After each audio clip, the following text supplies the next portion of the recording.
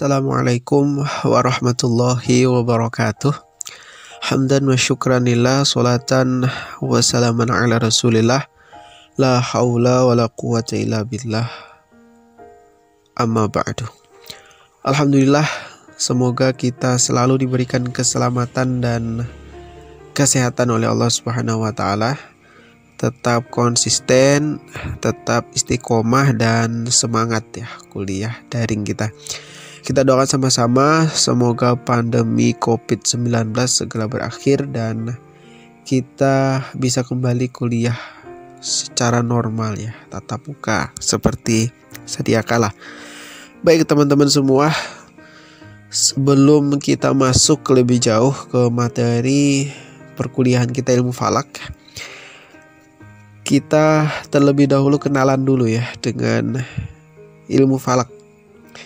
Jadi ada istilah tak kenal maka ta'aruf ya. Jadi kita kenalan dulu dengan ilmu falak. Apa itu ilmu falak? Apa saja ruang lingkupnya, manfaatnya, urgensinya, dan hukum mempelajarinya ya. Sebelum kita bahas tentang pengertian ilmu falak, kita bahas dulu ya penulisan yang benar terkait ilmu falak ini. Karena banyak orang yang salah tulis ya atau salah ketik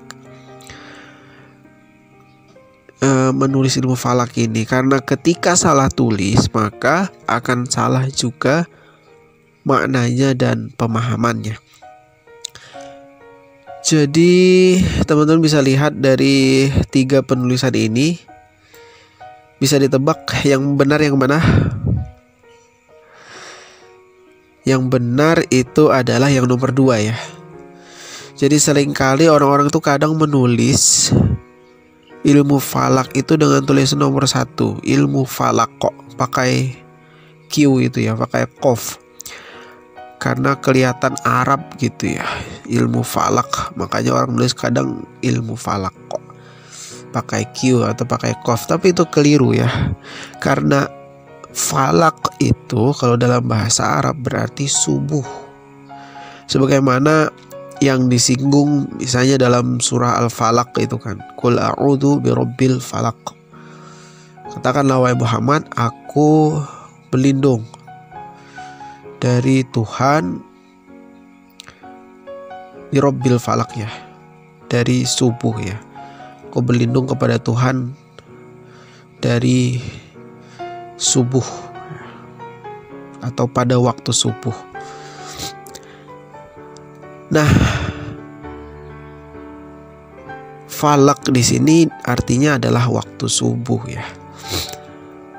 Jadi bukan itu yang dimaksud.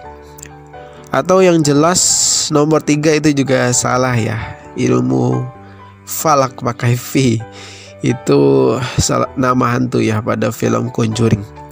Semoga tidak ada yang keliru menulis yang nomor 3 itu, atau sengaja menulisnya dengan tulisan itu karena menganggap ilmu falak ini ilmu yang horor gitu ya. Jadi ditulis pakai V. Tidak ya. Jadi yang benar itu yang nomor 2, ilmu falak pakai kaf. Nah, setelah kita sepakati tulisan yang benar, baru kita masuk ke definisi atau pengertian ilmu falak. Baik, kita sekarang masuk pada definisi ilmu falak ya.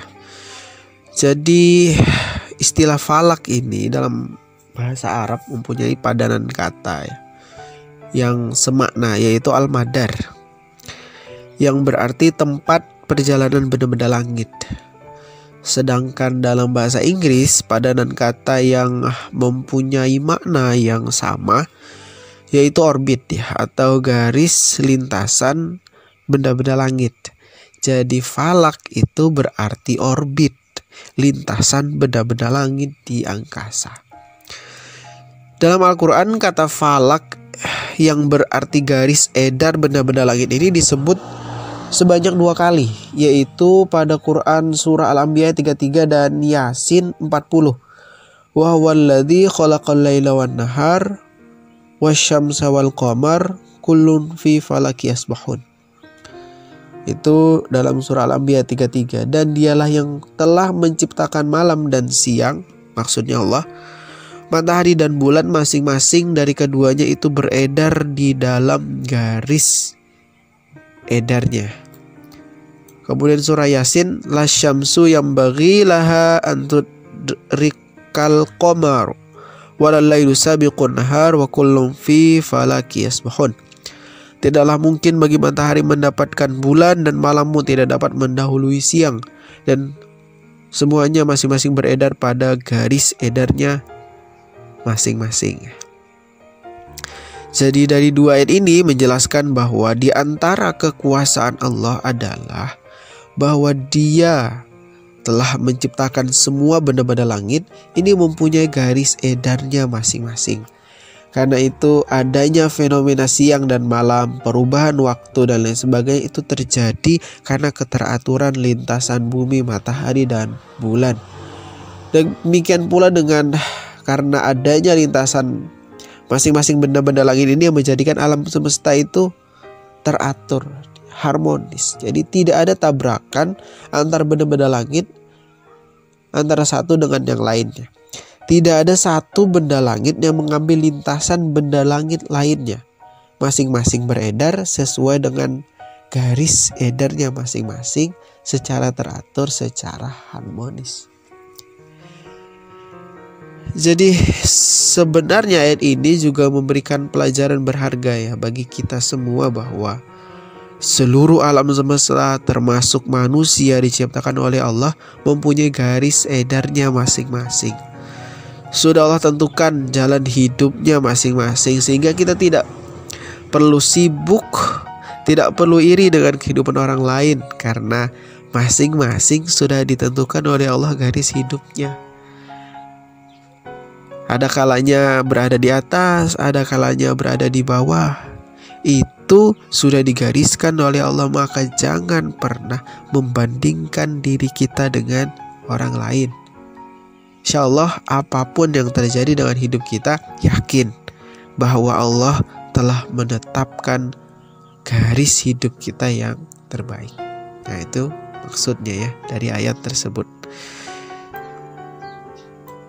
Jadi secara umum kalau dalam bahasa Arab, falak itu bermakna garis edar benda-benda langit ya, secara bahasa.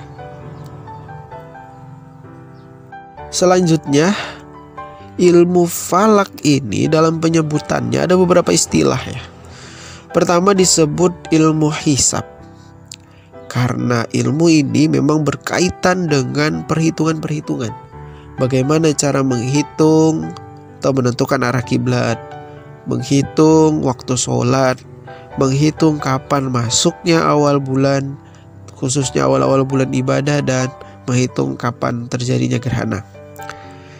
Kemudian juga disebut dengan ilmu mikot ya, ilmu yang berkaitan dengan waktu ya, mikot waktu-waktu karena khususnya dia berkaitan erat dengan waktu-waktu ibadah kaum muslimin. Sebagaimana tadi yang telah kita bahas sebelumnya. Atau disebut juga dengan ilmu rosad. Rosad itu artinya pengamatannya, ilmu yang berkaitan dengan pengamatan benda-benda langit.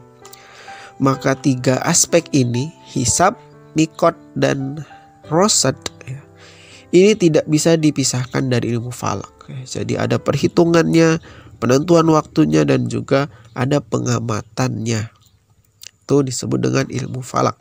Nah secara istilah ilmu falak adalah ilmu pengetahuan yang mempelajari lintasan benda-benda langit, khususnya bumi, bulan, dan matahari pada orbitnya masing-masing. Dengan tujuan apa? Untuk diketahui posisi benda-benda langit tersebut antara satu dengan lainnya agar dapat diketahui waktu-waktu peribadatan umat Islam. Nah itu ilmu falak ya. Jadi dia ilmu yang mempelajari tentang pergerakan benda-benda langit, khususnya bumi, bulan, dan matahari. Jadi terbatas tiga itu. Tujuannya untuk apa? Untuk kepentingan penentuan waktu-waktu ibadah kaum muslimin di muka bumi. Nah itu ilmu falak ya. Secara umum definisinya baik secara bahasa maupun secara istilah. Lalu bagaimana posisi ilmu falak ini dalam sains? Jadi kalau kita lihat pada ilustrasi di slide tersebut, bahwa ilmu falak ini bisa dikatakan sebagai bagian dari sains, yaitu bagian dari ilmu astronomi atau cabang dari ilmu astronomi, karena objek pembahasannya yang sama, yaitu apa? Benda-benda langit. Ketika ada ilmu yang berkaitan dengan benda-benda langit, oh berarti itu bagian dari sains astronomi. Ilmu astronomi itu sebagaimana kita tahu, dia adalah ilmu yang mempelajari benda-benda langit secara umum dan juga berkaitan dengan fenomena-fenomena yang terjadi dari benda-benda langit tersebut di alam semesta. Yang dari ilmu astronomi ini kemudian melahirkan berbagai cabang-cabang ilmu lainnya yang berkaitan dengan ilmu astronomi. Di antaranya apa? Yaitu kosmologi. Kosmologi ini artinya ilmu astronomi, tapi dia berkaitan dengan asal-usul benda-benda langit.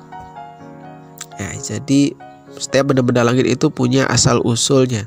Yang terkenal misalnya teori Big Bang. Nah, itu lahir dari ilmu kosmologi. Ada nanti teori nebula, teori bintang ganda dan lain sebagainya. Nanti itu kita bahas di pembahasan selanjutnya.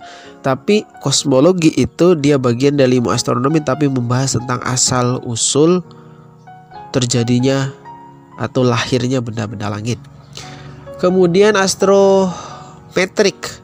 Nah, ini ilmu astronomi tapi dia berkaitan dengan posisi atau jarak antara benda langit satu dengan benda langit lainnya. Nah, itu pembahasannya di sana. Makanya kan dari ilmu ini kita ketahui misalnya akan ada masanya di mana bumi itu berada di jarak terdekatnya dengan matahari, atau ada kalanya dia berada di jarak terjauhnya dengan matahari. Begitu juga dengan bulan, ada masanya dia berada di jarak terdekat dan ada masanya dia berada di jarak terjauhnya dengan bumi. Itu nanti yang akan menyebabkan penampakan bulan dari bumi itu dia berbeda-beda ya. Kadang dia lebih besar, maka ada istilah supermoon. Ada dia nanti lebih kecil. Nah, itu kayaknya berkaitan dengan jarak. Nah, ini dibahas di astrometrik. Ada juga astrofisika ya. Jadi ini sebenarnya bagian dari ilmu astronomi, tapi berusaha untuk melihat benda-benda langit ini dari aspek fisiknya. Bagaimana misalnya lintasan benda-benda langit itu, kemudian unsur-unsur penyusun benda-benda langit itu, di luarnya apa, di dalamnya apa. Itu kan bagian dari astrofisika. Astrobiology. Nah, dari istilahnya saja mungkin kita sudah bisa menyimpulkan bahwa ini ilmu astronomi tapi membahas tentang kehidupan yang ada di benda-benda langit. Jadi ini ilmu yang cukup menarik ya. Dia mencari kehidupan, khususnya kehidupan di luar dari muka bumi ini. Kita ada enggak kehidupan lain selain di bumi ini? Ini termasuk pembahasan pada astrobiologi atau astromekanik. Nah, ini ilmu astronomi berkaitan tentang gaya tarik menarik antar benda langit satu dengan benda langit yang lainnya, kemudian apa pengaruhnya. Nah, kita tahu kan antara bumi dan bulan ini punya gaya tarik menarik yang kemudian juga berpengaruh pada pasang surutnya air laut misalnya. Nah, itu termasuklah di dalamnya itu astromekanik. Kemudian ada juga astronomi ekstragalaksi. Nah, ini berkaitan dengan benda-benda langit tapi galaksi secara umum ya. Jadi dia membahas galaksi satu dengan galaksi yang lainnya, bahwa alam semesta ini tersusun dari galaksi-galaksi. Maka kita mengenal ada galaksi Andromeda, ada galaksi kita ini Bima Sakti ya, atau Milky Way, dan galaksi-galaksi yang lain. Jadi dia pembahasannya khusus pada galaksi atau antar galaksi, dan ada beberapa cabang lainnya. Nah, ilmu falak ini dia termasuk bagian atau cabang dari ilmu astronomi ya. Dia masih berada di lingkaran ilmu astronomi ya. Ilmu astronomi dia bagian dari sains ya. Kemudian di luar itu yang kita jangan sampai terkecoh adalah astrologi. Nah ini pembahasannya sama, objek benda-benda langit, tapi dia ini berbeda dengan astronomi dan cabang-cabangnya berbeda dengan ilmu falak. Karena dia di luar dari sains, di luar dari ilmu astronomi. Kadang ilmu falak ini dikaitkan dengan astrologi, ini keliru besar karena mereka itu tidak berkaitan satu sama lain. Astronomi, ilmu falak itu merupakan satu cabang, tapi astrologi itu berbeda hal. Nah, sekarang kita lihat perbedaan antar masing-masing. Kita lihat posisi ilmu falak ini dilihat dari astronomi dan astrologi. Apa perbedaannya atau apa persamaannya? Ilmu astronomi tadi sudah kita singgung, dia adalah ilmu yang mempelajari tentang benda-benda langit secara umum, bintang, bulan, planet, galaksi, dan benda-benda langit lainnya seperti meteorit, asteroid, dan lain sebagainya yang diamati dengan metode ilmiah. Jadi memang ini untuk kepentingan sains, kepentingan ilmiah, itu ilmu astronomi. Dia berbicara secara umum tentang benda-benda langit, nanti didukung oleh cabang-cabangnya yang lain. Ilmu falak, ilmu yang mempelajari benda-benda langit, sama dengan ilmu astronomi, tapi dia mengkhususkan dirinya hanya pada pembahasan matahari, bumi, dan bulan. Ya, jadi hanya 3 aspek ini yang dikaji, yang disinggung dalam ilmu falak. Jadi benda-benda langit yang lainnya itu hampir tidak terlalu dibahas, tidak terlalu disinggung dalam ilmu falak. Tapi dia kepentingannya untuk ibadah umat Islam. Jadi sains pada astronomi ini digunakan untuk kepentingan keperluan ibadah kaum muslimin, diantaranya untuk menentukan arah kiblat waktu sholat, awal bulan Ramadan, Syawal, Dzulhijjah, dan juga untuk gerhana. Karena di dalam Islam itu ketika terjadi gerhana kita disunahkan untuk melaksanakan sholat gerhana. Nah, kemudian ada lagi ilmu astrologi. Apa itu ilmu astrologi? Ilmu yang mempelajari tentang benda-benda langit dengan tujuan untuk mengetahui pengaruhnya terhadap nasib manusia di bumi. Objeknya sama, iya, yaitu benda-benda langit, hanya saja keperluannya yang ini sudah melenceng dari ilmu astronomi. Bahkan juga melenceng dari ilmu falak, karena ilmu astrologi ini untuk meramal nasib manusia. Jadi benda-benda langit dikaitkan dengan kehidupan manusia yang ada di bumi. Nah, ini nanti jadinya adalah seorang peramal, astrolog ini ya. Astrolog istilah lain, atau dalam bahasa Indonesia kita kenal sebagai astrolog. Jadi pergerakan benda-benda langit yang dikaitkan dengan kelahiran seseorang, yang kemudian dikaitkan dengan nasibnya yang akan datang. Dalam Islam kita dilarang sebenarnya beramal, mengaitkan nasib kita dengan benda-benda langit, karena tidak ada kaitannya. Bismillahilladzi la yadurru ma'asmi syai'un fil ardi wala fis sama. Jadi tidak ada yang bisa memudaratkan yang ada di bumi maupun di langit ya kecuali adalah Allah itu sendiri. Jadi takdir kita tidak ditentukan oleh pergerakan benda-benda langit yang berkaitan dengan lahir kita misalnya dan lain sebagainya. Nah, jelas ya bahwa jangan sampai lagi nanti ada yang mengaitkan ilmu falak ini dengan ilmu astrologi, meramal nasib. Dalam ilmu falak, dalam ilmu astronomi memang nanti ada meramal, tapi meramal ini kaitannya dengan sains. Ini insya Allah sah diakui, dan juga meramalnya untuk kepentingan ibadah. Kita bisa meramal kapan masuknya waktu sholat nanti besok, seminggu lagi, sebulan lagi, 1 tahun lagi bisa. Dan itu diperbolehkan. Karena kita tidak sedang meramal nasib manusia, tapi kita meramal untuk keperluan ibadah. Kita bisa meramal atau menentukan kapan masuknya Ramadan tahun ini dari sekarang. Itu namanya meramal, tapi meramalnya dalam lingkup sains. Itu nanti diperbolehkan. Termasuk kita bisa meramal kapan hari ini nanti matahari berada di atas kepala kita zawal, penanda masuknya waktu zuhur, kapan matahari nanti tenggelam, penanda masuknya waktu maghrib. Kita bisa meramal itu karena alam semesta ini dia teratur. Tapi sekali lagi tidak kita kaitkan dengan nasib atau garis hidup manusia. Untuk ruang lingkup ilmu falak ya, pembahasan ilmu falak ini apa saja? Yaitu nanti ilmu falak ini terbagi menjadi 2 ya. Jadi mata kuliah ilmu falak nih khususnya di prodi hukum keluarga Islam ini bisa dibagi menjadi dua, ada ilmu falak 1 dan ilmu falak 2. Ilmu falak 1 atau ilmu falak lanjutan ya. Jadi ada dua mata kuliah yang berhubungan dengan ilmu falak. Ilmu falak 1 itu membahas tentang arah kiblat dan waktu sholat. Jadi pembahasannya dua ini. Jadi teman-teman yang mengambil mata kuliah ilmu falak 1 maka yang akan dikaji secara umum dua ini, arah kiblat dan waktu sholat. Jadi tidak jauh dari itu. Makanya biasanya goal akhirnya adalah bisa menentukan arah kiblat dengan berbagai macam metode dan juga bisa membuat jadwal waktu sholat.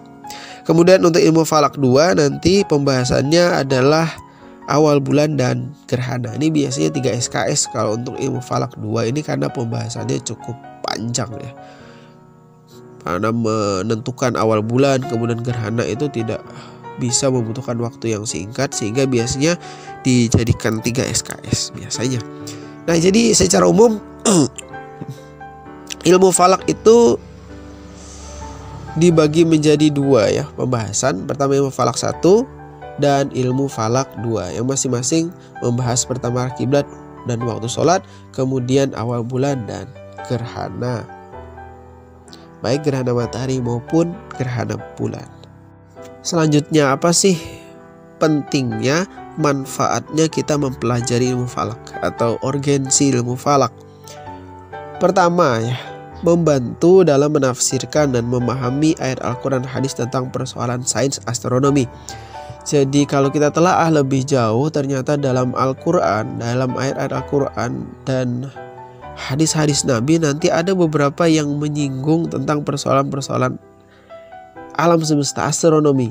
Jadi banyak ayat-ayat astronomis atau hadis-hadis yang astronomis itu ya. Jadi berbau tentang ilmu astronomi. Maka dengan ilmu falak ini kita bisa membantu memahami dan menafsirkan lebih komprehensif, lebih mendalam, lebih mendetail.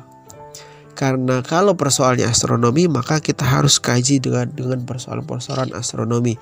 Termasuk nanti di ayat-ayat Al-Quran itu banyak sekali ayat yang menyinggung tentang benda-benda langit, menyebut tentang pergerakan matahari, bulan dan sebagainya. Maka ilmu astronomi ini atau ilmu falak ini akan membantu kita memahami lebih jauh, lebih dalam dan lebih mantap ya dalam menafsirkan Al-Quran dan hadis-hadis Nabi terkait persoalan sains astronomi, termasuk nanti persoalan arah kiblat, persoalan waktu sholat, awal bulan dan gerhana. Kita kaji dari perspektif ilmu astronomi. Kemudian melihat sisi-sisi keindahan dari perspektif sains. Nanti termasuk ya satu keindahan Islam ini nanti dia berbicara tentang banyak hal, termasuk dia berbicara tentang alam semesta. Jadi kita akan mencoba untuk melihat keindahan Islam ini dari perspektif ilmu falak atau ilmu astronomi. Karena kan disebutkan itu kan, misalnya oleh Abdullah Ad-Darras itu dia menyebutkan bahwa Al-Quran itu dia ibarat mutiara. Jadi di setiap sisi-sisinya itu sangat indah sekali. Jadi dia bicara tentang bahasa indah, dia berbicara tentang akhlak dia indah, dia berbicara tentang alam semesta, dia menunjukkan keindahan di sisi yang lain. Maka kita dengan ilmu falak ini berusaha untuk mengungkap, untuk menyingkap keindahan-keindahan yang tersembunyi di dalam ayat-ayat Al-Quran tersebut. Kemudian mempermudah dalam hal peribadatan kaum muslimin. Nah, ini salah satu yang juga tidak kalah pentingnya dari ilmu falak adalah dia mempermudah dalam urusan ibadah kaum muslimin. Dengan ilmu falak kita tidak perlu lagi repot untuk menentukan waktu sholat ya. Kita tinggal melihat jadwal waktu sholat yang terpampang di dinding-dinding langgar atau masjid. Kalau zaman Nabi itu sangat repot. Kenapa? Karena harus langsung menyaksikan fenomena matahari. Untuk menetapkan kapan masuknya maghrib, ya harus menyaksikan kapan matahari terbenam dulu, diamati. Untuk menentukan waktu subuh harus menyaksikan masuknya fenomena fajar di pagi hari itu, repot. Tapi dengan ilmu falak kita tidak perlu lagi repot-repot untuk menyaksikan matahari dan fenomenanya berkaitan waktu sholat. Kita cukup melihat jadwal waktu sholat. Nah, itu ada hasil dari ilmu falak. Termasuk untuk menentukan arah kiblat juga kita punya metode yang sangat simpel, sederhana, murah meriah juga. Nanti kita akan sampaikan itu untuk bisa menentukan arah kiblat dengan singkat, dengan cepat dan tepat. Dan termasuk juga nanti awal bulan ya. Mudah sekali. Kenapa? Karena dengan ilmu falak sebenarnya kita sudah bisa menentukan atau mengetahui kapan masuknya Ramadan, puasa, Syawal, Dzulhijjah dan sebagainya, itu dengan bantuan aplikasi di HP maupun nanti di komputer. Jadi tidak perlu repot-repot sebenarnya kita nanti untuk melakukan ruqyah. Sebelumnya kita sudah bisa meramal untuk menentukan. Walaupun nanti juga tetap harus diverifikasi dengan hasil ruqyatul hilal. Kemudian yang keempat, memberikan keyakinan dan kemantapan. Nah, jelas dengan ilmu falak kita akan semakin yakin, semakin mantap dalam melaksanakan ibadah. Insya Allah tidak ada ragu lagi. Karena dengan ilmu falak kan ilmu astronomi, dia sains, ilmu pasti juga, dia bisa menentukan waktu-waktu ibadah itu dengan ketepatan dan keakurasian yang cukup tinggi. Dengan begitu insya Allah kita yakin mantap dalam menentukan arah kiblat misalnya, karena sudah kita ukur, sudah kita tentukan arah kiblatnya, yakin kita dalam sholat kita, tidak ragu lagi, tidak lagi kemudian nanya ini kira-kira arah kiblatnya sudah benar atau tidak. Dengan ilmu falak kita sudah bisa menentukan itu dan kita yakin. Nah, itu tadi adalah urgensi atau pentingnya mempelajari ilmu falak. Lalu pertanyaan selanjutnya, apa hukum mempelajari ilmu falak, Pak? Nah, itu ya. Jadi ilmu falak ini kemudian hukumnya bisa kita kategorikan menjadi dua. Pertama itu secara umum pada dasarnya dia hukumnya adalah fardu kifayah.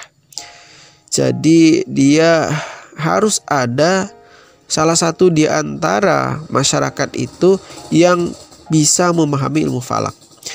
Karena ini kepentingannya untuk ibadah kaum muslimin, maka harus ada 1-2 di antaranya yang faham tentang ilmu falak ini. Jadi fardu kifayah dalam sebuah komunitas masyarakat. Harus ada orang yang memahami, harus ada orang yang menguasai. Misalnya dalam NU ya harus ada orang yang menguasai dalam komunitas NU. Dalam komunitas Muhammadiyah harus ada orang yang ahli dalam komunitas tersebut, karena nanti kepentingannya untuk persoalan-persoalan ibadah. Makanya ini penting sekali. Tanpa ilmu falak kita tidak akan bisa sempurna dalam melaksanakan ibadah. Tapi di satu sisi dia juga bisa menjadi fardu ain ya. Jadi wajib untuk setiap orang, tapi dalam kondisi sedang melakukan perjalanan atau hidup sendirian. Teman-teman yang hobi mendaki gunung sendirian misalnya naik gunung, nah teman-teman harus sebelumnya mempersiapkan diri, membekali dirinya tentang pengetahuan-pengetahuan ilmu falak. Bagaimana cara menentukan, khususnya menentukan waktu sholat dan arah kiblat, itu harus tahu itu. Kenapa? Karena kita sedang melakukan perjalanan atau diam sendiri di dalam hutan atau di gunung. Makanya bagaimana untuk menentukan arah kiblat waktu sholatnya? Nah, maka kita harus membekali diri kita. Maka dalam kondisi itu hukumnya adalah fardu ain. Jadi dia wajib faham, wajib mengetahui tentang ilmu falak. Dan terakhir saya tutup ya slide-nya dengan ungkapan yang disampaikan dari Imam Ali radhiyallahu an. Apa kata beliau terkait ilmu falak ini? Man iqtabasa ilman min ilmin nujum wa huwa min hamalatil Quran izdada bihi imanan wa yaqinan.